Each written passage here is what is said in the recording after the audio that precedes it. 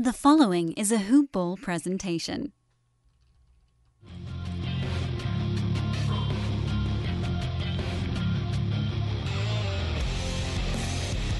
Welcome to the Fantasy NBA Today podcast. What do you think, folks? You got enough going on tonight? Good gracious. I get it. Nobody's playing on Thanksgiving, so you got to bookend that bad boy with just games coming out of our rear ends. But, man alive, 13 NBA games tonight. There are only 4 teams in the association not playing this evening. Bonus points, by the way, if you can guess what teams those are. And yes, you can just look at your fantasy team and see which guys aren't going, and that'll give you the clue.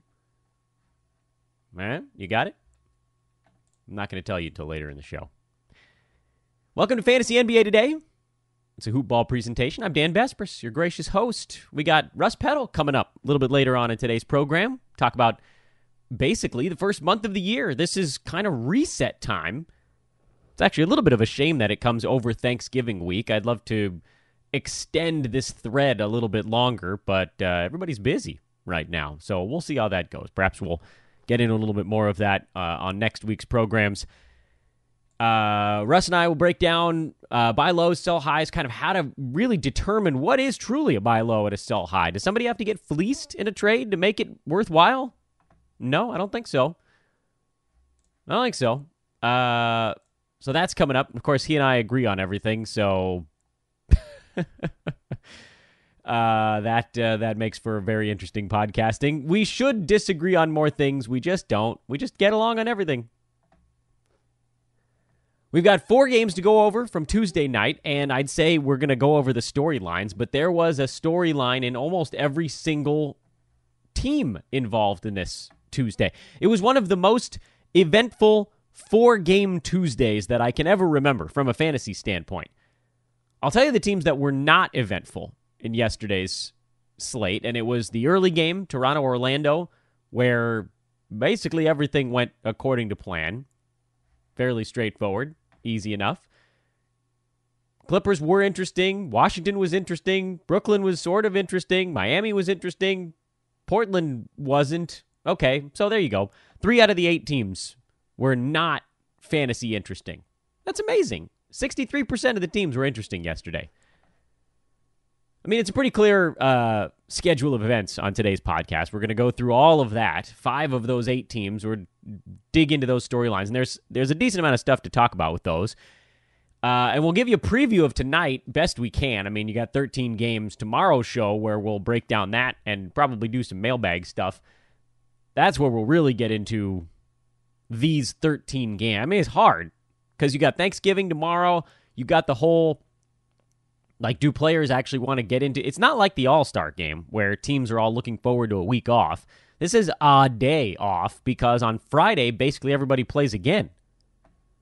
In fact, I think it's another 13-gamer on Friday, if I'm not... Might even be 14. Yeah, that's 14. There's only 2 teams that don't play on Friday. Sorry, guys, I had to count it. Pretty lame, but anyway, here we go.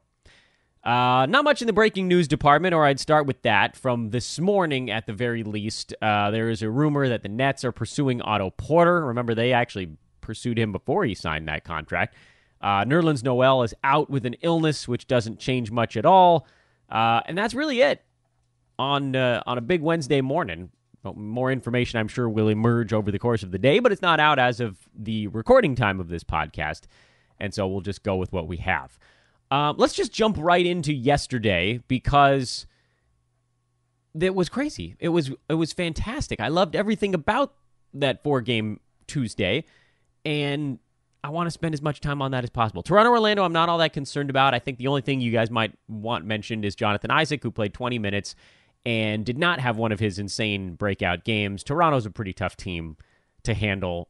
He'll be fine the next time around. He'll be fine the next time out. Let's get into the more interesting stuff. Clippers-Wizards. Clippers ran out of gas in this ball game. They shot the ball well. They actually shot 52%.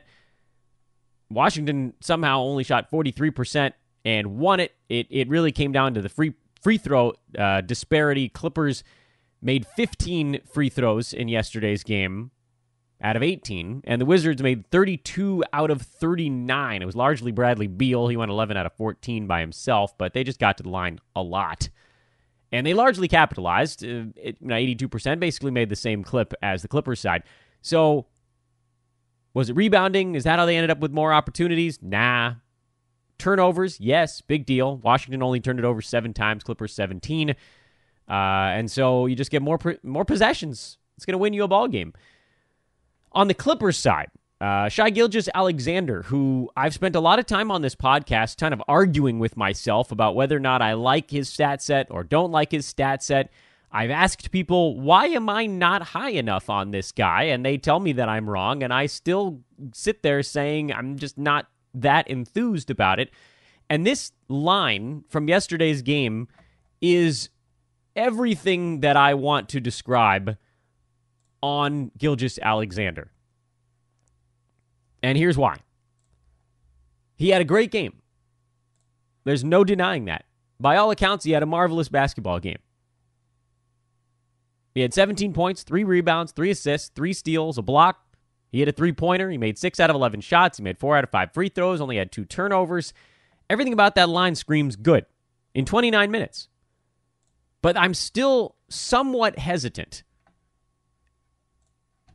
Not that he's going to be a useful fantasy player the rest of the way. I think he will be. But there are a lot of people out there that are hyping him up as like a top 70, top 60, top 75 kind of guy.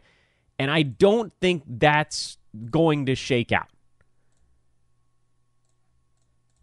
Looking at his numbers over the last week, over the last 2 weeks, gives a pretty good indication of why I feel the way I do. Over the last 2 weeks, basically since Gilgeous-Alexander moved into the starting lineup, I'll look at basically his last 7 basketball games. Since he played 35 minutes in a loss in Portland, it had 19 points. I'm not trying to include the bad games in there. There are a couple in the middle that were not very good. What it all shakes out to is this very weird fantasy stat set where he's actually been decent on the defensive side. He's averaging 1 steal and 1 block over that stretch, which is unusual for a point guard or shooting guard, depending on where he has eligibility in your league. To get 1 block out of a guard position, that's pretty cool. On the flip side, he takes no three-pointers. He's averaging 0.7 over that stretch, which is what you'd expect from like a power forward. He only averages 3.7 rebounds and 2 assists over that stretch. And it's not an outlier. He had a 7-assist game back on October the 28th, but since then it's been mostly 1s, 2s, 3s, and a single 4 and a single 5 mixed in. Generally, it's 1, 2, and 3. He's not a pass-first point guard, which made yesterday's lineup kind of unusual for the Clippers, starting alongside Avery Bradley. It's just sort of everybody moving the basketball. Lou Williams is going to be the guy that generally picks up assists off the bench. Pat Beverly will get a handful of those as well. He's not a huge rebounder. Not terrible, mind you. You know, if this is your point guard, 3-ish, 3 and a couple, 3.2, whatever it might be. And not a great foul shooter. He's at 74% on 4 per game, which is a negative value. So what I think people are seeing, which you should, is he has upside on the defensive side of the ball. Very cool. You guys know I love defensive stuff. And he's pretty good at field goal percent, which is another thing I think is underrated. But there are very clear reasons why. And the lack of three-pointers, yeah, of course that contributes to a good shooting guard. He's not giving you something in one other statistical category. The bad free throw percent is the thing that to me hurts, maybe the most. Does it come up? Yeah, I think there's a possibility it could, but we don't know a ton about him. You know, he doesn't have a long fantasy history. For some reason, he's being dropped over the last week, which surprises me because he's coming off 2 decent basketball games. The thing is, he has one of those fantasy stat sets that looks better in a box score than it actually translates to your team. He's going to score at a good, efficient clip from the field, but without three-pointers and without a solid free throw percent. He's not going to contribute in rebounds or assists in a way that you'd want, certainly assists from a guard, but he is going to get you more blocks than your average guard. So to me, he almost fits a weird profile where you're like, okay, here's a team I have. I'm really strong in assists already. I have a couple of, really good assisting guards. I have a forward or a center that's much better at passing than most, like I'm built around Nikola Jokic or something like that. But what I could really use is a guy to boost my field goal percent and give me some extra blocks. I have a big guy who doesn't shoot that well, but passes well and doesn't block shots. Like Blake Griffin comes to mind in that department because he's good at rebounding and passing, but he's not great in general. He's started off hotter than we expected this year in field goal percent. He's not great in free throw percent, so that sort of compounds that. And he does make some three-pointers, but he doesn't do anything on the defensive side. So you pair guys like that, and it makes a lot of sense.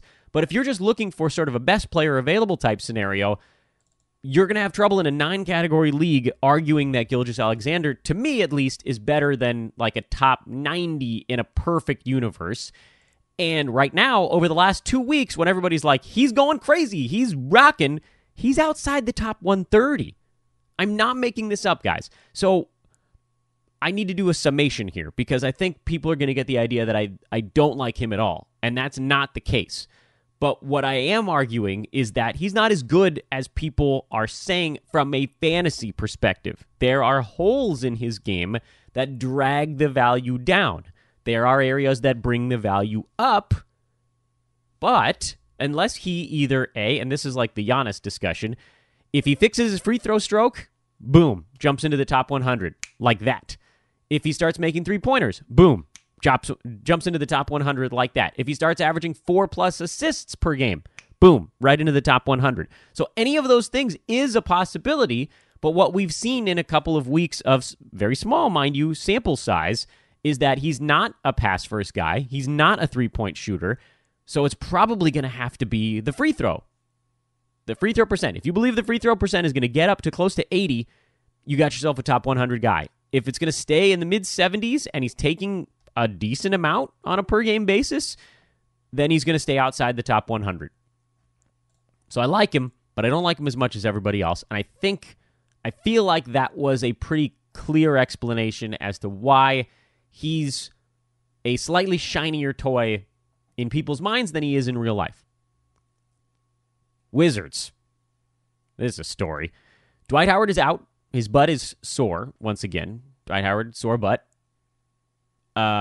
Which raises a few questions. Number one, Thomas Bryant in the starting lineup, and no Jan Mahimi. Maybe he'll play in the next one. I didn't see a report about him being injured, but it's possible I missed that one. So whatever. I don't care about that. The real interesting thing was Markieff Morris being moved to the bench, Otto Porter starting at the 4 against, I guess that was Tobias Harris, I think was the starting 4 for the Clippers yesterday. Or Gallo? I guess it was Gallo. Who's not a tiny man. So you couldn't argue that like, oh, well, Clippers are tiny, so Wizards could go small. Kelly Oubre rolling into the starting lineup at the 3 with Beal and Wall in the backcourt, same as usual. And what did we learn? Squat. Diddly freaking squat. Because Wunderkind, Kelly Oubre, who was supposed to do something with his new starting role and help us figure out what the hell's about to happen in Washington, picked up 4 fouls in 11 first-half minutes and his 5th foul in the first minute of the second half and didn't play the rest of the way. Just never had it going. Got worked over by who? Gilgeous-Alexander? No. Who's the small forward? Tobias Harris? I mean, the thing is, the Clippers shot like no free throws in this game. A total. We told you, they took 18 free throws the whole game to the Washington Wizards taking 39. So you wouldn't really expect Washington to have somebody in foul trouble, but it was all Kelly Oubre. He had 5 of their 20 personal fouls himself. So Markieff Morris still got 25 minutes off the bench, and Thomas Satoransky got 24 minutes off the bench as they moved bodies around and played Sato at the 2, and Jeff Green played 26 minutes off the bench, although that's been fairly consistent for him lately, and he played well. He's been playing well. He'll come and go from the fantasy landscape like this for a couple weeks at a time. But there's so much opportunity in Washington right now, with the rumors coming out of Wizards country that all of these guys are on the table. It's important, I think, for a lot of us to go back and figure out who could actually get moved on this team. Could John Wall get moved? I doubt it. He has a 4-year, $150 million extension that's kicking in after this season. Excuse me, I think it's $170 million. It doesn't matter. It's a lot. So he's probably not getting moved. Someone's going to have to, there's going to have to be a team out there that's just going into a massive rebuild that takes on his contract and just says, John, you're playing with garbage. We're going to tank. You're going to sit out the last 2 months of the season, or, you'll play the first half and then sit out the second half. And the Wizards are going to have to send 3 first-round picks to get out from under that thing. So it's probably not happening. There are very few teams that want to go into a John Wall-led tank. We've seen how difficult he seems to be on a team that's trying to win. Heaven forbid somebody tries to lose. Bradley Beal, is he movable?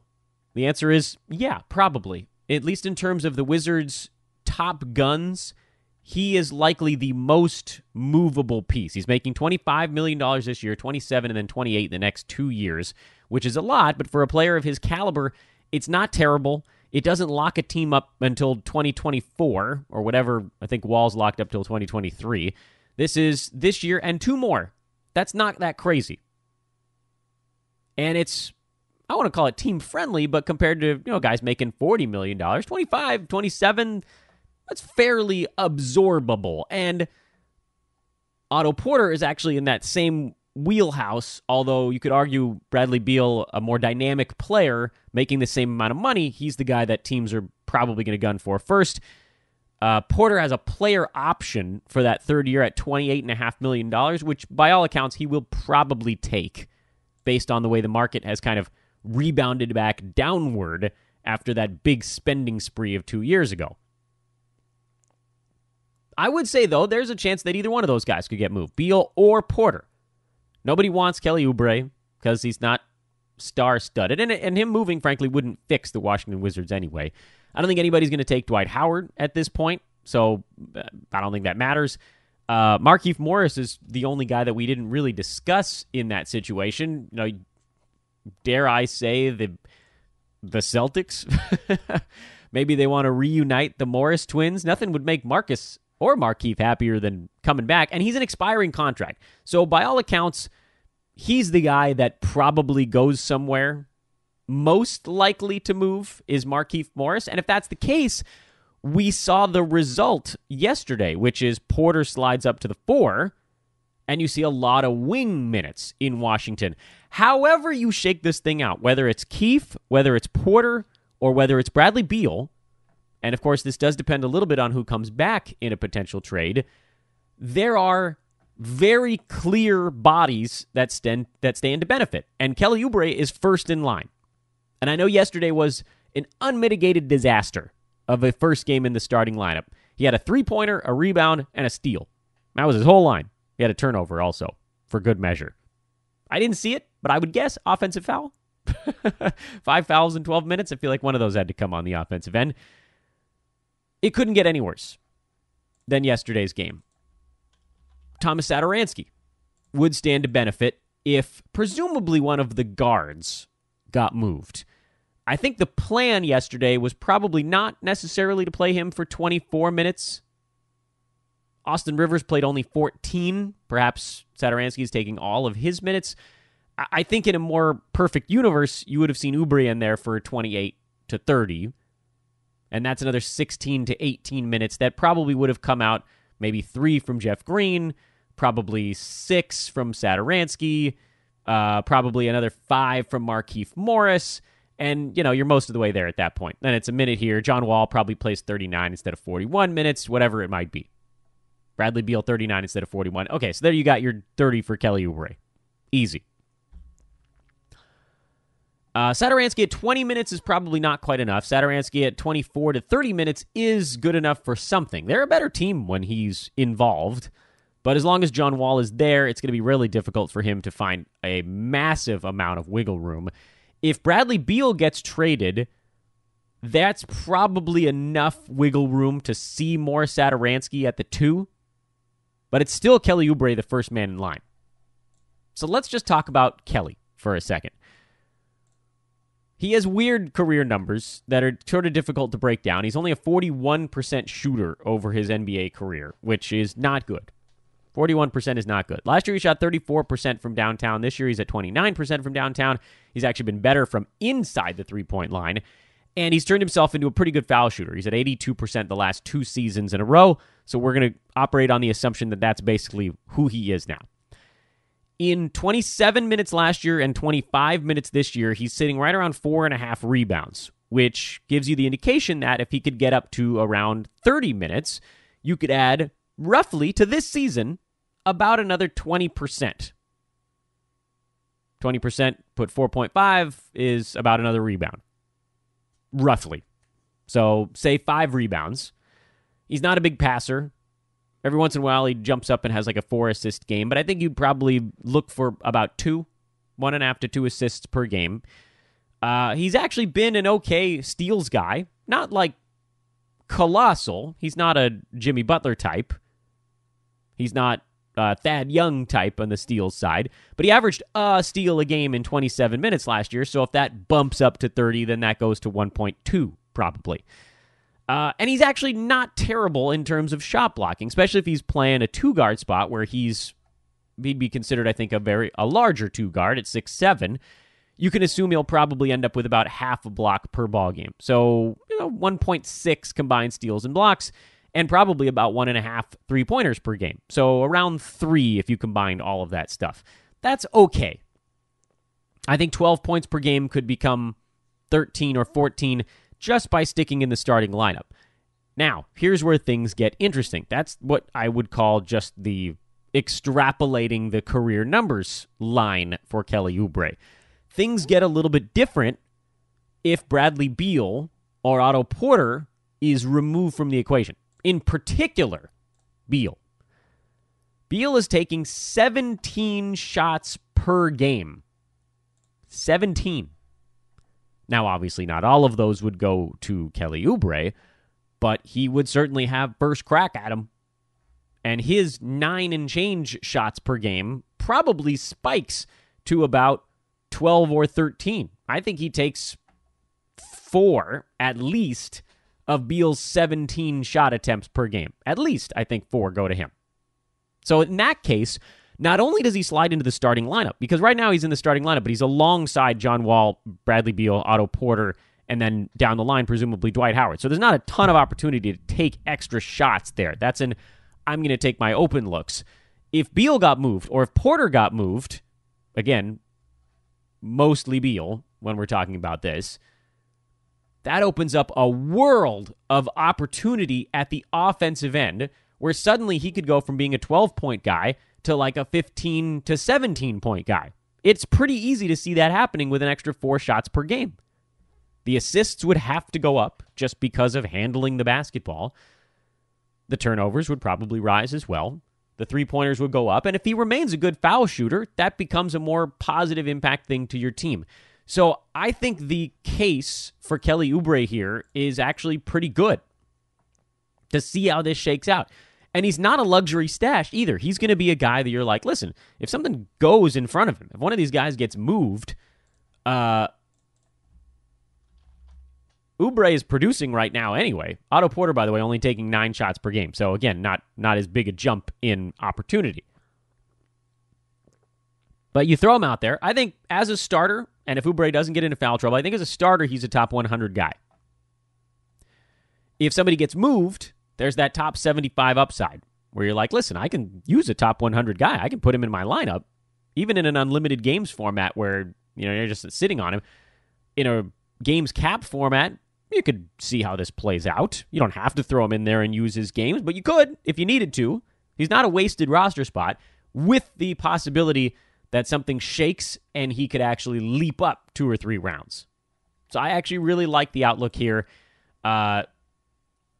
Satoransky, to me, is the next man in the pecking order. I think you really need John Wall to go away for him to fully evolve. Markieff Morris is kaput. Jeff Green is, who knows at this point with Green. He's actually been pretty good lately, and somehow he's just outside the top 100 on the year with consistently low 20s in minutes. He'll be better certainly while Dwight Howard is out. We can leave it at that. And he's sort of jumping Markieff Morris for power forward minutes, too. But there sort of isn't enough. If Markieff Morris gets moved, I think then maybe you do take a look at Jeff Green. He played 25 minutes yesterday, and those were basically all power forward and some center minutes, and they'll use Green for a handful of those. So that's the direction you look there. You could look at Green if Morris gets moved, but I think it's Oubre regardless. Wizards, huh? Who thought we'd spend this much time talking about Washington? Not I. Brooklyn, Ronnie Ellis-Jefferson is out to me. It's Russell, Dinwiddie. Those are the guys with the benefit with no Karis LeVert. So I'm not going to spend a whole lot of time on that one. Miami, we're still waiting to see how this thing shakes out. Goran Dragic, Tyler Johnson, both due back soon. So, no, I'm not totally buying into the Wayne Ellington stuff yet. I think you're still riding with Rodney Magruder for the time being, and Hassan Whiteside at a 2020 game. But it's really difficult. To me, the guy that could surface in all of this is James Johnson. And I said this yesterday because Justice Winslow is just not very good. And a healthy James Johnson, I mean, he had 4, 3, and 4 yesterday, and he just looked totally out of sorts trying to find his rhythm. He's the guy that can suddenly just become like a weird 8, 6, and 6 guy. And if you throw in a couple of defensive stats, which he didn't get yesterday, then he becomes pretty interesting. New York is the other team I wanted to talk about from yesterday's card. They changed their starting lineup again with Mario Hezonja in, Noah Vonleh in, Enes Kanter in, Kevin Knox back out, Mitchell Robinson back out, Alonzo Trier out. It's a mess. Tim Hardaway Jr. is trustworthy. Enes Kanter is trustworthy. Mitchell Robinson basically now is going to be settled at 18 minutes off the bench. If you're in an unlimited games format, I don't know how you can keep a guy who's playing 18 minutes a night. If you're in a spot where you can sit on him until the Knicks either buy out or move Enes Kanter, then of course, by all means. But, I mean, you're talking about December, January, Feb. That could be 3 months of sitting. Noah Vonleh, rebounding specialist back in there. 14 and 14 yesterday. I think you could pick him up if you need boards, but understand that that's literally all he does. And he missed a bunch of foul shots yesterday on top of everything else. So let's not get too carried away. These segments are always so much fun for me because I end up feeling like I'm having an argument with myself. You know what it is? It's like those Discover Card commercials where the guy calls up and he's like, you know what I'd really like? I'd really like cash back. And then the person on the other end looks just like him and sounds just like him and says, we do that. And that's what's about to happen for all of you guys here listening to Fantasy NBA Today because my weird doppelganger from the great white north, the great Russ Peddle, is back on the pod. Mr. P, what's up, my man? That's quite the intro, Dan. Thank you. Yeah. What's up? Well, it's we were just talking a little bit about weather and things, and you were talking about going down a degree or so. And, of course, I'm dealing with minus 20 weather. So that is crazy. That's the most insane thing I've ever heard. Yeah, well, great white north, as you said. So we're into it. Winter is officially upon us. Yeah, I can't complain, and I realize that everything I say with regards to weather in Los Angeles, I have to preface with, I can't complain, but...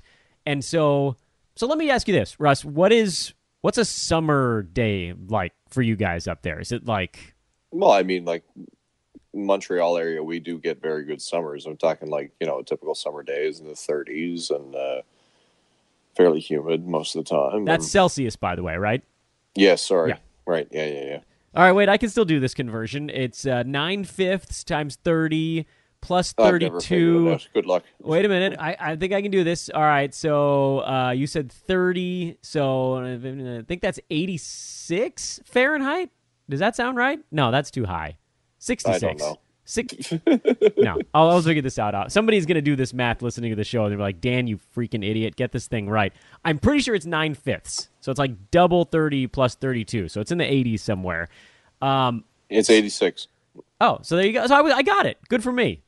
Good for me. You.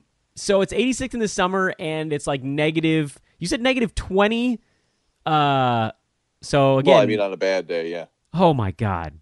That's just unbelievable. All right, wait a minute. I'm going to do this conversion too. 9/5 times negative. This is some bad podcast. I think that's like -4 Fahrenheit. That's exactly what it is, yeah. I'm Googling it as you're going. So you guys have a 90-degree split, effectively, summer to winter. And our summers here in West Los Angeles are also in the 80s. And our winters, which not obviously not what's happening right now. We're in mid-November, but it is sort of like our first taste of cool weather was like high 50s. This is Fahrenheit. So we have like a 25-degree split. So that's when I was saying like every degree it drops out here is like 8 degrees for you.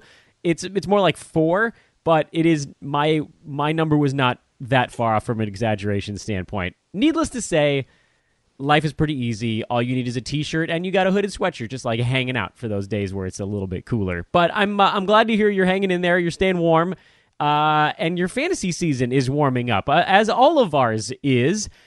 I can only assume, Russ, because every time we talk, we're like, oh, I like that guy. And you're like, oh, I also like that guy. And I'm like, oh, I don't like that guy. And you're like, I also don't like that guy. Almost all of my teams are in second place. Are you also in second place in every one of your leagues? First or second, yeah. Second.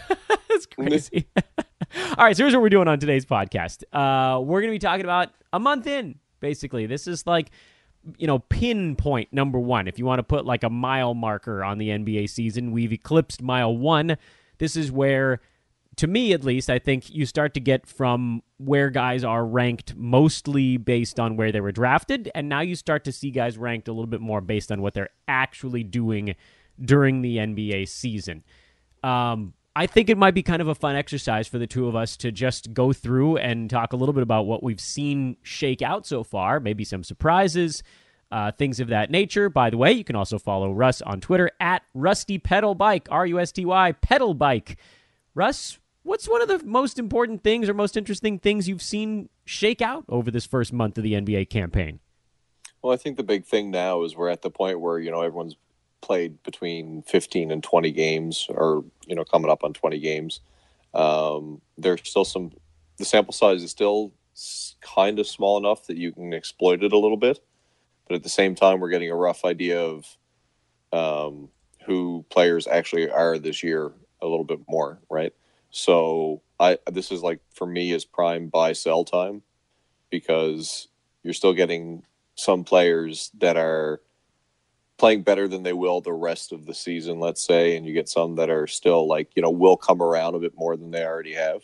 Do you have somebody in mind when you're mentioning these things? I feel like you have something in mind. Well, I mean, I always do, yeah. Like a guy that I would be selling right now is someone like Nikola Vucevic, let's say, for an example, because he's been absolutely incredible. Like, he's been a first-round asset.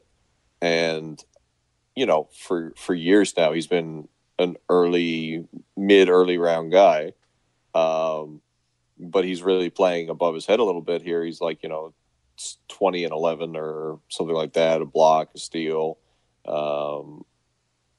But because of, Orlando, you think they're playing pretty well right now, but down the stretch, they've got Mobamba in the wings. They're, Vooch is at the end of I believe he's at the end of his deal, so it's probably like a pretty decent trade chip. Oh no, he's not at the end of his deal, is he? He's like, I think he might be. Yeah, I'll pull that up while we're talking. I'm pretty sure he is at the end of his. It's a really team-friendly contract, too. He's like making about $11-12 million a year, and he's one of the better centers in the NBA. Yeah, so I'm like, I think he'll be good, but will he continue to be a first-round guy at this point? I'm not really so sure of it. So that's why he's a guy that I'm looking to move. Like, he's been early round, like, top 30 the last few years. Right now, he's 9th overall. In 9-cat leagues. Who do you think you could ask for coming back? He is, by the way, on the last year of a 4-year. That's it. 20... I thought that's what it was. Yeah. Who do you think you probably can't ask for a first rounder back. Could you ask for a top 25 guy back, do you think? I think that's reasonable. Yeah. I think that now these are types of guys that I'm sure no one would trade you straight up, but I mean, he's ranking up there among guys like Embiid, Towns, Jokic. Like, ranking wise, he's up with those guys. So if you're going to go the sell high, buy low type thing, maybe then you can you could be looking to match that up to try and move him for someone who's maybe underperforming as well, or like, if someone's frustrated with, I don't know, say like Kawhi Leonard sitting a scattered game or something like that. Or say if someone is Ben Simmons is off to somewhat of a slow start this year in terms of ranking at the very least, with the low free throw percentage and everything like that. And the high turnovers, maybe you're looking at something like that as well. I find it hard to target exactly one player for another player, because of course that always depends on team needs. So, but if you're looking for someone who you know has got a really good shot at being like a first or second round guy, Vucevic is someone who might not be that first round guy the rest of the season. So you might be trying to look more for someone who more reliably can be up in that range. And I think there are a lot of guys, which is just an example, but there are a lot of guys like that where you're still trying to exploit early season returns a little bit based on, what we've seen the last several years of a guy's career. Another guy might be Nikola Mirotic. He's been falling off a tiny bit recently compared to the beginning, but I mean, at the beginning he was playing like a first round guy, really playing above his head from what he typically does, or what we can typically expect from him, right? Yeah, I mean, he was grabbing... Listen, everybody knows that I love Niko Mirotic. He's been the weird... I've made a lot of stalking jokes about it here on the podcast, but I am willing to admit that he's probably not going to be grabbing 16 rebounds a night or whatever was going on there in late October, early November. He's still, as you mentioned, he's still inside the top 25 overall. He has tailed off just a tiny bit, but he's hitting threes, he's doing a lot of rebounding, and he really doesn't turn the ball over on a team that likes to push the pace a lot. Who are you thinking when you were talking about guys that maybe are likely to come back up a little bit? What were some of the names that were sort of kicking around in your noggin on that side? Well, Ben Simmons, like I mentioned, should I feel like you could probably recently would have been a good time to kind of get in on a frustrated Russell Westbrook owner or something like that. I would think Donovan Mitchell is going to turn things around. That's ever so slightly. His shooting percentages down from last year, and that's got him down. He's not scoring as many points in threes and stuff, so I could see him coming back around. Who else? Just looking at... Sorry, go ahead. CJ McCollum has already started coming back around. He was a guy that I was targeting in some places. It always starts to happen right around that 1 month mark, doesn't it? Yeah. And I look at guys too, I recently bought out Otto Porter, in fact. I still believe in him turning things around. I know his minutes have been low. He's been sitting in fourth quarters. The Wizards are an absolute mess. As a Raptors fan, I take some slight pleasure in that. But anyway, never got over that sweep. But anyway, guys like that, guys with high draft stock, would have gone in the second or third round, that are playing more like mid-round guys. When they've got the tools to turn it around, and I'm big on history, right? I'm big on what they've been doing in general the last few years, and trying to take the bigger sample size over the smaller one.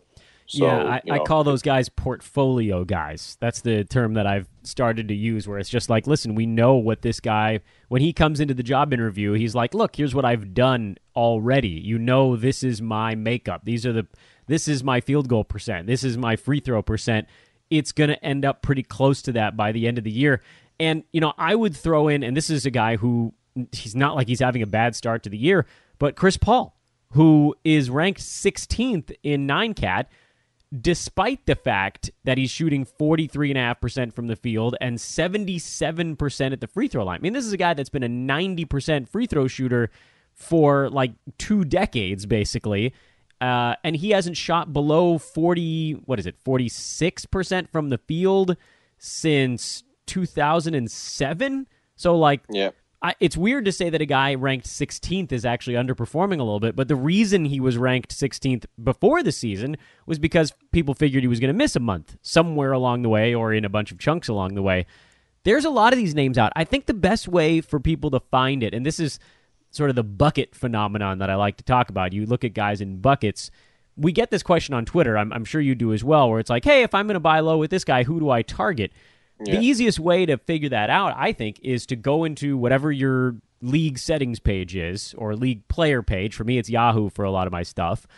and you sort guys based on their preseason ranking, so you could roughly figure out where they were drafted, and then just look to see the biggest discrepancy between that number and what their actual ranking is. And like you said, Ben Simmons, there's a separation of 51 slots right now. Pre-ranked 14th, currently ranked 65. Donovan Mitchell, there's a spread of 40. Andre Drummond, 26. Miles Turner, 55, although maybe not the best example. We have no idea if he's actually going to work his way back up. He did have a pretty good game on Monday night. Otto Porter, who you mentioned, there's a 46-point gap there. CJ McCollum, 34-point gap. So these are the guys that you're looking at. And then on the other side of that, you can look at guys that are wildly overperforming. You mentioned Nick Vucevic, who was generally pre-ranked somewhere in that 50 range, and then he's ranked 9 or 10 right now. So it's 40 slots the other way. And that, to me, is a good way. That's precisely the way I go. That's exactly how I approach things. And you look at certain people, like, you see their ranking and you think, like, okay, Josh Richardson's a good example. He had an ADP of about 65 and he's 30. Like, I don't necessarily see him as someone that I would sell high. I think he was actually that good and people were sleeping on him, right? So, like, he wasn't being drafted at the proper place. So you kind of have to look at each case by case and think, like, okay, no, is this a bad preseason ranking, or is this really something that I can exploit? Yeah, well said. How do you determine the difference between those two guys? Does it again sort of come down to portfolio? Histories, portfolio, the situation they're in. Like, is it something that's sustainable, or has it been brought on by an injury of some kind by some other player on the team? People who have gotten more of an opportunity because of an injury to a guy in front of them in the depth chart or something like that.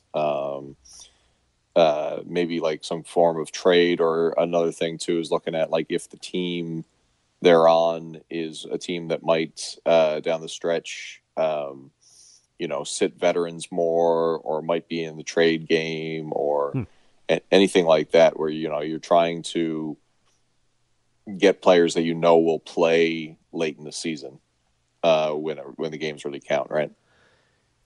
Absolutely. Well said. I don't think I can add anything to that. Here's another thing that I think has been kind of interesting through the first month, and you can tell me where you stand on this. Everybody knows that I have what people are referring to as a grumpy old man stance on rookies. That is largely true, although, as I've said a few times on this podcast, it's not quite as rage-filled when it comes to rookie big men.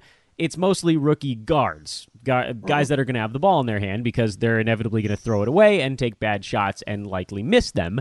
You put a rookie big man in a decent spot, then, they can get some easy looks. They can do some dunking. You just hope that they don't make too many mistakes and don't kill you at the free throw line.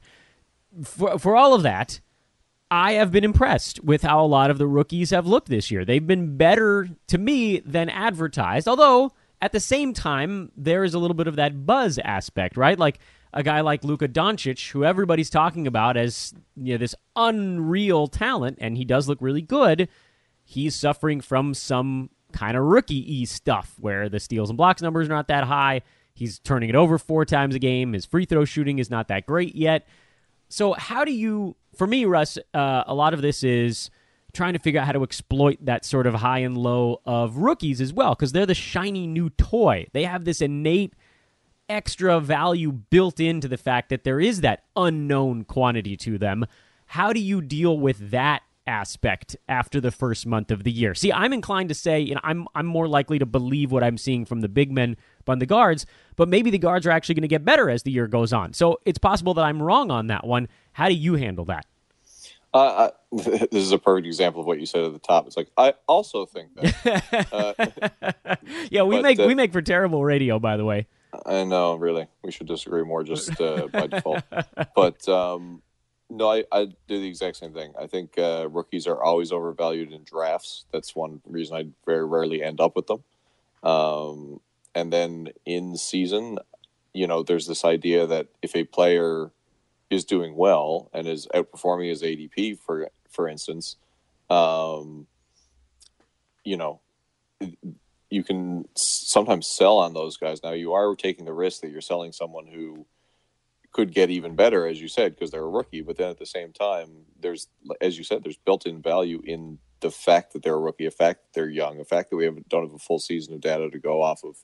So people can always assume that, hey, if Jaren Jackson Jr., for example, is playing better and he's doing more, well, I mean, he could do double, like, I think he could do double of that, where this might be kind of idea of the ceiling of this season more realistically, right? Which is still really good, but if you can sell him for something even, better than he has been, then that's something you can do with these guys where, like, counter example, like Danilo Gallinari, who is a history of being injury prone and is a veteran, he's playing up to a certain level, and it's hard to even sell him at that level because people have the history of who he is and what could possibly happen to him. Whereas, if a rookie is playing above his draft stock, like say Wendell Carter Jr. or something like that, then you can sell him on the potential that he could be even better than that. So I like taking advantage of that when I can, with some exceptions. One being Ayton. I'm not moving Ayton anywhere. I expected him to be this good, and yeah, he and Jaren Jackson that are kind of in that bucket for me. Those are the two guys you mentioned. Jaren Jackson Jr. He to me looks like this. He looks incredible. No, I love him. I'm not moving him anywhere. I think we agree that he actually could be that good. Yeah, guys like Trae Young and Wendell Carter Jr. and even Doncic to an extent are guys that I will gladly sell if I can convince people that they're even better than they have been. And although I'm running the risk of losing some really good production there are certain things that are just not there, like you mentioned, like things like free throw percentage, high turnovers, those types of things that kind of also strings of bad free field goal percentage, like those are typical rookie things as the NBA season wears on. And although they might be better overall, there are certainly, if I'm playing in an 8 or 9 category league, there are a lot of stats that I'm looking for that rookies aren't contributing across the board as consistently as you like in some cases. Like, you look at a guy like Trae Young, and it's great. He's averaging 17 points a game, 3.5. That sounds weird to say a 3.5, but a 1.5 threes is what I'm trying to say there. About 8 assists, but I mean, he's not giving you anything on the defensive end. He's shooting below 40% from the field. He's turning the ball over a ton. So you're looking at a guy who's ranking close to 200th overall in 9 category leagues. But because he's young and exciting, and he just had a 17 assist game, all of a sudden you could sell a guy like that for someone who's actually going to give you more across the board value.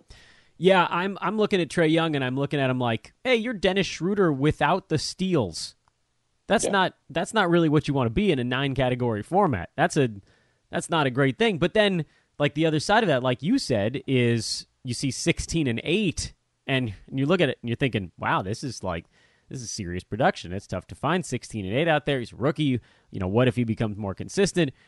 People really don't. They sort of overlook what a drag the 39% high volume shooting can be, and the 4 turnovers a game. And then people are like, well, he's better in head-to-head because those numbers can add up and maybe he can get hot for a week. Yeah, I guess. I mean, that's kind of bad either way, head-to-head or roto.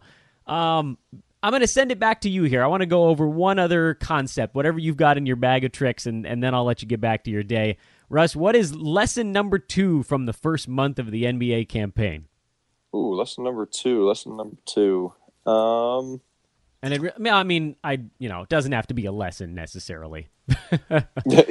Yeah. Okay, you know what? Let me ask you this. I think this could actually segue into an interesting follow-up. At what point, because you were talking about sort of the portfolio aspect, and I basically agree with everything you say, so I'm just playing I'm playing a little devil's advocate here. At what point do we say somebody has made a more permanent improvement? Like, how far along in the season can you actually say, hey, you know what, maybe this year Nick Vucevic is a top 25 guy instead of a top 40 guy? Like, is it now? Is it 2 weeks from now? Is it a month from now? When do we start to trade him on a new baseline value?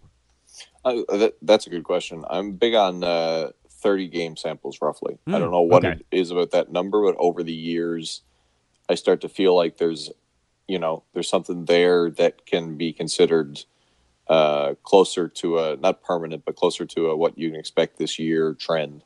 And I think that largely comes from, I always put a lot of stock in post All-Star break from the year before. Most people are looking at last season's overall rankings. I just think so much happens at the All-Star break and with the trades and everything like that, that teams really settle into what they are at the end of the year. And you can see people like, these kind of post All-Star break breakouts. And there's some trends there that you can sometimes look at and say like, okay, well, I mean, this guy, once the team settled into what it was going to be over the last, 2 months of the season, let's say 25 to 30 games, he did something that now we can kind of project might be something that he does this year. And I find that like, that's the way that I try to figure out a lot of breakouts and stuff like that too. So I find any given time in a season, I'll review, say, the last 25 to 30 games. And based on those rankings, that's how I'm valuing guys. Because, I mean, a lot of times people will look at the overall mark for the season. But there's a lot in that like maybe someone had a hot start and then completely fell off, or maybe someone had a slow start and has been picking it up. So I'm trying to exploit people that'll look at the ranking and go like, okay, well, this guy doesn't have a very good one, but then you're like, okay, yeah, but he's been first overall over the last 25 games, but no one realizes that, or maybe people realize it, but I mean, people aren't valuing him that way. It's a hard word to say for some reason. But yeah, 25 to 30. So we're kind of honing in on Nick Vucevic as an example here. We're not trying to pick on him necessarily. It's just that we've got him going, so we might as well just kind of pull him apart. A lot of his stuff looks not that dissimilar from career numbers. The free throw percentage is up from his career mark, but it's pretty similar to what he did last year. Rebounds on a sort of per 36 is maybe up the tiniest bit, but in line with a couple other years in his career. Assists are up a tiny bit. Steals, blocks about the same over the last 3 or 4 years. Field goal percent is up near 56 this season, and a career 50%er. So is that the number that you think comes back down over the next month? If he's still shooting 55% on Christmas Day, do we start calling him a top 15 guy? Yeah, I think that's a perfect example, and something I often look at this time of the year is field goal percentage. Like if the usage is roughly the same, if the field goal attempts are roughly the same, if the other stats, like you said, the steals and blocks, rebounds, assists, like if those are around where you see it, but a field goal percentage is either elevated and the points go with it, or if it's lower than we're used to and the points are down with it, then that's when I expect them to, at some point, they might become who they've been in the past. So this is a perfect example of that, where if you look at a guy that's shooting, what's he shooting, like 75, 80, like 80% better now than he was last year, and he's scoring 4 more points per game on, roughly the same attempts. Well, you say, well, if regression hits there, then we basically have a top 25 guy instead of a top 10 guy. And there you go. Even if it doesn't hit all the way, you can also look at it and say, like, well, this current field goal percentage is unsustainable in the fact that it would be a absolute career high by at least at the moment, by a very noticeable margin, right? Are percentages the easiest way to set yourself up for buy lows and sell highs because they're so simple to sort of track a potential reversion to the mean? 100%, because you do get these prolonged slumps of 15, 20 games where you have a guy like Donovan Mitchell who, shot 45% from the field in his rookie season, is only shooting like 41% to start this year. Typically guys get better after their rookie season, especially from a shooting perspective. So that's why he's a guy that you zero in as a buy low, because you think like, well, okay, he's going to go through a hot streak where he shoots better than, or he should shoot better than that. And yeah, field goal percentage is one I very, very often look at, especially if the usage is the same, if the number of shots per game is the same, and if the main things that have sapped their value compared to previous years are fallen, like field goal percentage, points, threes, but the peripheral stats like the rebounds, assists, steals, and blocks are roughly the same, then that's very often where I'm looking to exploit to do a buy low, sell high type thing. Last question for you, Russ. You tweeted a couple days ago your love for Pascal Siakam knows no bounds. How good can he be? This good and better. But what I like about him is that Raptors fans have kind of known that this was in him. But I mean, he was playing in a stacked rotation on an Eastern Conference contender. So there was, not a absolute clear path for minutes, but as part of the kind of the bench mob the last couple of years, there's a lot of potential there. He's a great defender, just can do a lot with the ball in his hands, and it was just a matter of him getting the opportunity. And then, Nick Nurse taking over as coach this year and, puts him in the starting lineup and keeps him there and just says, like, instead of saying, okay, I have to play Serge Ibaka and Valanciunas because I have them on my team and we're paying them.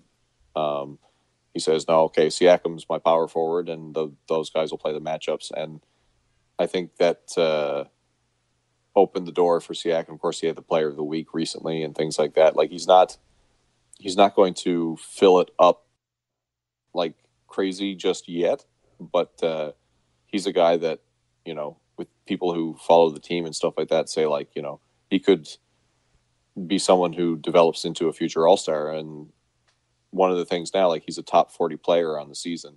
And he, for instance, is not someone I'm necessarily going to sell high, because now that he has the opportunity and as he gets more comfortable in that role, you could see him getting a few more rebounds a game, a few more points. Like, if you look at the trend of his season as a whole, like, it started out pretty well, but he's been extra hot recently. So, like, over the last 2 weeks, he's been a top 15 guy. And, I think he'll settle into this mid to early round guy. And I'd say that's sustainable just simply because the role is sustainable. He's been putting it together now. It's not like a recent surge where it's, 2 or 3 games. Like, he's strung together a decent 10 or 12 games in a row. Now that he's settled into his role as a starting power forward and is getting the full complement of minutes and things like that. He's a fantastic player and a good fantasy asset. Great for people. A lot of people would have picked him up off the waiver wire. Like, he probably went undrafted in most leagues. Yeah. So he's an early candidate for waiver wire guy of the year, really. Stud. Absolute stud. Rusty Peddle. Bike is the Twitter handle. The Rusty Peddle is just the name. I don't know. I don't call you Rusty. I've gone with Russ. No one really does. It's just kind of a fun thing to. I feel more name, that's all. More comfortable with Russ. You can follow him on Twitter at Rusty Pedal Bike. I call him Russ or Doppelganger. Either way, from courtesy of the frozen tundra coming at us with excellent thoughts from a first month of the NBA campaign. Can we do this again in a couple of weeks?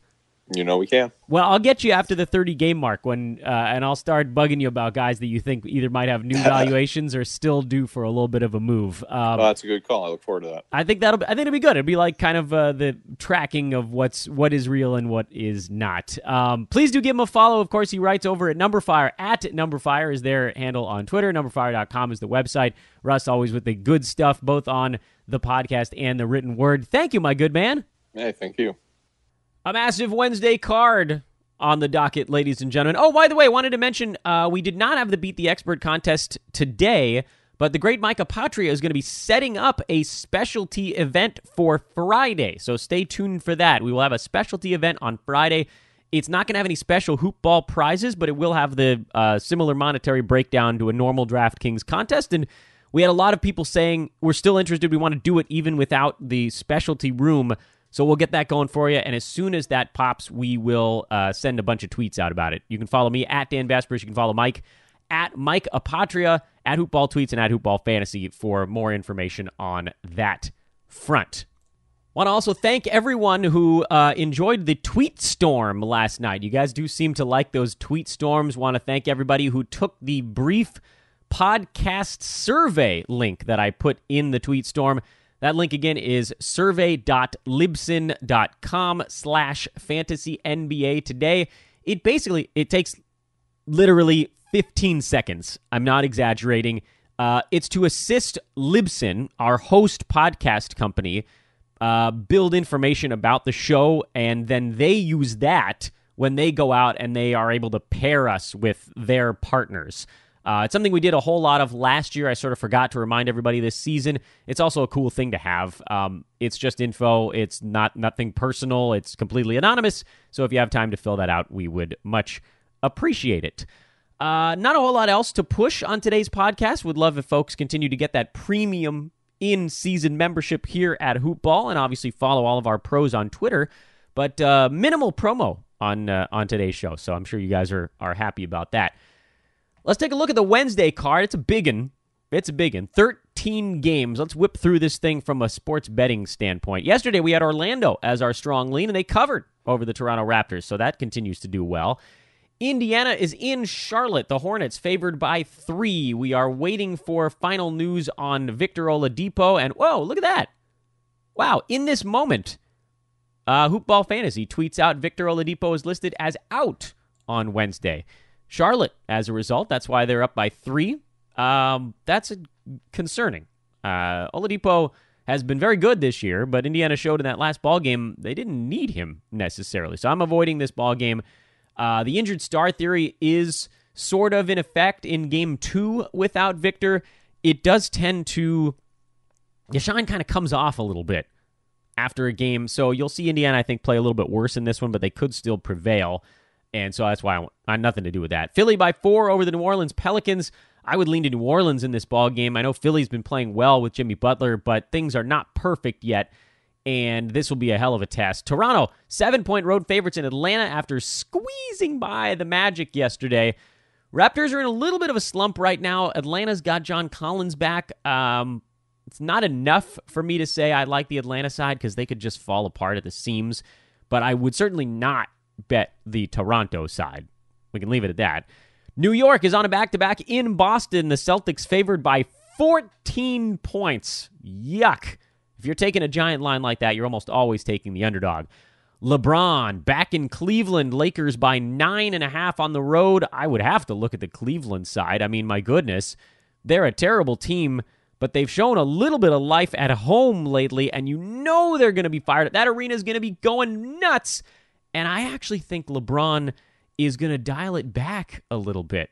And even if he goes full Bron in this game, I don't know if that's necessarily good for the other Lakers. So I would look at the Cleveland side, although this is a pretty weird one. Very emotional game. Almost anything could happen, but certainly slight lean to Cleveland. Minnesota, a 1-point favorite to the Denver Nuggets. The betting market starting now to realize that the Nuggets are slumping just a hair after getting off to that really quick start. I like Minnesota's new look team. They haven't needed a whole lot of time to gel because they removed a superstar and guys that have sort of seen each other in the past. And obviously with Rob Covington, he can be ingrained pretty quickly. I'm leaving this one alone. Philly, Chicago, the tank battle in Chi-Town. Phoenix, I should say. Chicago, not Philly. Phoenix is a 1-point road favorite.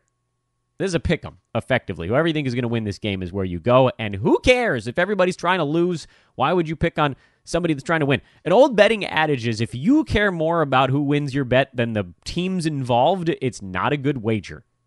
Houston, 9-point home favorites to the Detroit Pistons. I don't like it. Milwaukee laying 7 to Portland on a back-to-back. Blazers, it's a weird line. Blazers are a good team. They had their hands full in New York yesterday. This could go either way. Dallas by 5.5 over the Brooklyn Nets. They're on a back-to-back after a win in Miami yesterday. That's a pretty weird back-to-back. Dallas is banged up right now, though. San Antonio by 2.5 over Memphis. I think the Grizzlies keep this thing tight, which, again, the 2.5-point spread tells you all you need to know. I would almost say a very slight lean to the Memphis side. Utah by 9 at home against Sacramento. Slight lean, I would say, to the Kings. Jazz have not been playing very well. And the Warriors laying a point at home to the Oklahoma City Thunder. We don't know exactly who's playing in that game, but we do know Steph is out, and that's why that thing is so close to a pick'em. You know, looking back at all of these things, I think Cleveland is probably the closest thing you got to a spot you kind of like. Maybe New Orleans catching 4. That's a line I think is going to surprise a lot of people, and maybe that for a reason we stay away from it. So probably the Cavaliers if you had to really pick something. But a lot of weird games. Obviously, with Thanksgiving tomorrow, a lot of teams are going to have their head in a little bit of another place, and so you want to be awfully careful in these spots. You want to be awfully careful, and that's where we're looking. From a fantasy standpoint, when basically everybody's playing, there's going to be stuff to watch, so it's going to be difficult for me to isolate a traditional homework assignment. What I will say is that it's kind of nice that there's only one game on the West Coast, so almost all of the action tonight is going to be done by about 8 o'clock here Pacific time, so that's pretty cool. 11 of the 13 games will be over by them. Sacramento, Utah, that'll end probably around 8:30 out here on the Pacific Coast, and then obviously Warriors, Thunder, that'll be the late one. Indiana, we're always watching them, and without Oladipo, the question remains, who steps up, and do we get a little bit of consistency from the other guys? Charlotte, not much in the way of questions out there. They're pretty set in stone, and you're seeing Jeremy Lamb come on here as the season continues to progress. Philly, we're sort of still watching Mike Muscala, Wilson Chandler. It does seem like Muscala's the guy who's separating himself in that position battle. But again, it's going to mostly have to come on the defensive end, and he hasn't proven unequivocally that he can do it. He also hasn't proven unequivocally that he can get more than 24 minutes, but it seems like he's going to win that battle at some point. Chandler just looks old, and I know he's coming back from injury, but he looks old. John Collins into the starting lineup for the Atlanta Hawks tonight. That's cool, but it doesn't change a whole lot of stuff for them. I think you got the same general stuff. The Knicks, do they use the same starting lineup as yesterday? I would expect so, because they were pretty competitive with Portland in that game. And so you look at guys like Noah Vonleh. If you need rebounds like a hole in the head, if you need scoring, you obviously use Tim Hardaway Jr. Enes Kanter seems like he's in pretty good shape. But again, you're looking at these other guys on the Knicks, and they're not trustworthy. Emmanuel Mudiay, you're not throwing out there. We're hearing some small rumors that Boston is having some small amount of infighting, not Wizards level, but the Celtics have gotten off to a slow start this year. They're 9-8. They're 4-6 on the road. Gordon Hayward doesn't look like he's ready yet to contribute in a big way. They have a lot of mouths to feed, and I think people are going to start to get frustrated when the team is not winning, and then guys on the bench are like, I should be playing more than these 25 minutes. Everything works well when you're winning. Everybody's spreading the wealth around. So-and-so is starting, but I don't care. When you're losing, that's when players are like, I should be in there. I should be the guy to change it. So this will be a nice, easy win for Boston to get things back on track. Lakers, we're watching to see who steps up without Rajon Rondo. It looks, at least initially here, like Kentavious Caldwell-Pope is going to get some extra minutes. And in this type of game against Cleveland, where you're going to see a little bit of ugly basketball, I could see him contributing again. Cavs, we watch him every night. David Nwaba, by the way, getting the start in this game because they have no one else they can put on LeBron James. Cedi Osman is not starting because they don't want him guarding LeBron James. I mean, that's Tristan Thompson, and it remains Tristan Thompson, and to me, that's basically it. You could see Colin Sexton have a good scoring night tonight, but I sort of don't care about the other guys. Nwaba's the one dude that we really want to see take a step forward and get more minutes. It doesn't look like Larry Nance is going to play enough to be impactful under Larry Drew, not with his minutes largely coming at power forward, where Osman also logs minutes, and now apparently Nwaba. But Thompson, I mean, he's going to push the Lakers around in this game. JaVale McGee is not a great rebounder. You're going to see more Tyson Chandler, I think, on the Lakers side because of Tristan Thompson. I wouldn't be surprised, and it depends a little bit on how many missed shots there are in this game, but I would not be surprised to see Thompson have 12 or more rebounds tonight, barring a blowout. So please, Cleveland, keep it within striking distance. He could be a really nice specialist. You're using him mostly every night anyway, but I think this could be a good one for him. Minnesota, we're still watching the Dario Saric, Taj Gibson thing. Can anybody separate themselves? It looks like Dario is beginning to, but is there enough sort of available opportunity for him, for a guy who relies heavily on scoring and three-pointers? If he's like 5th or 6th in the pecking order, that's a tough spot to be in. Denver, likewise. Juancho Hernan-Gomez, Monte Morris, is it worth really running these guys down for the month that Will Barton is out if they're not going to be super consistent? I'm inclined to say no. Phoenix, love that new starting lineup. This is a great game for them to just sort of bust loose and have some fun. Devin Booker at point guard. Do we see Mikal Bridges start at a wing position again? Along with, I guess he's technically the shooting guard, with Trevor Ariza and TJ Warren as a mix and match 3 and 4, and DeAndre Ayton. I mean, that's a wonderful lineup, and if they use it, Bridges should have a decent game against Chicago because, Chicago sucks. Detroit, Houston, not a lot to keep an eye on there, but certainly we're watching James Ennis to see if he can hold value as a 3-and-D guy. Portland, Milwaukee, things fairly stable in those two spots. Brooklyn, Dallas, I would say likewise at this point. Although Dallas, again, you're getting these other dudes like Dorian Finney-Smith playing 40 minutes a night while Wes Matthews and Dwight Powell are out. And he's a fine streaming option, but those guys can come back soon, and then things will change a little bit again. Memphis, we'll keep an eye on the Jaren Jackson Jr., JaMychal Green thing at power forward, but it does seem like Green is officially the backup now. San Antonio, not a whole lot there. Did Bryn Forbes separate himself as the 3-point shooting point guard? As soon as we say yes, then Patty Mills is going to have a hot game. So I think that's a spot best left alone. Sacramento, we saw signs of life from Nemanja Bjelica in that last ball game, but not enough minutes, and that's what's really disconcerting. His minutes are down. Bagley, they're splitting the power forward minutes right now. De'Aaron Fox running into some opposition as teams start to game plan a little bit better.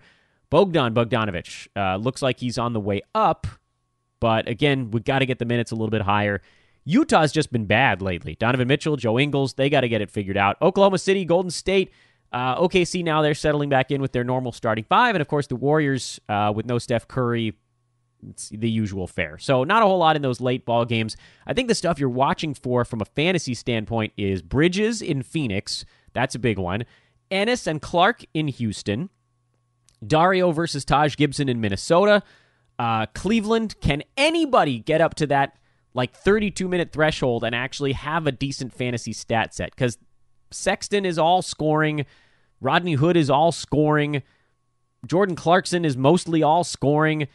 Chetty Osman is sort of nothing right now because his percentages are atrocious.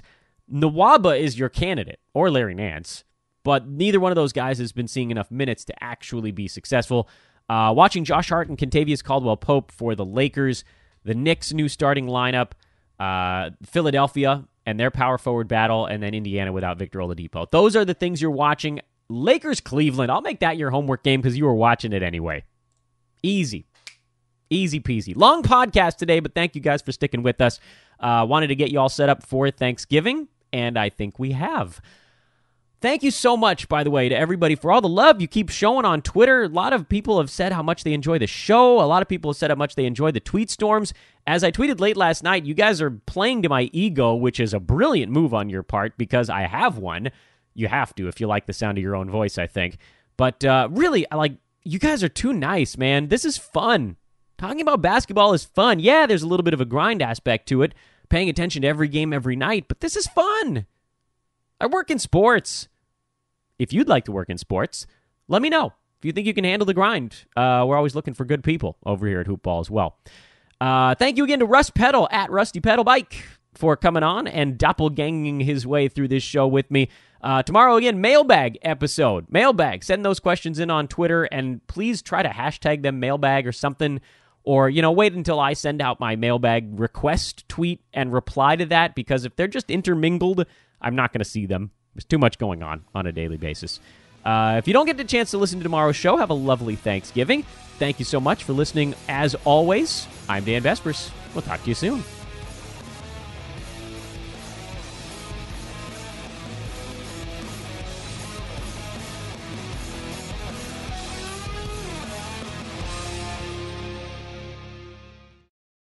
This has been a Hoop Ball presentation.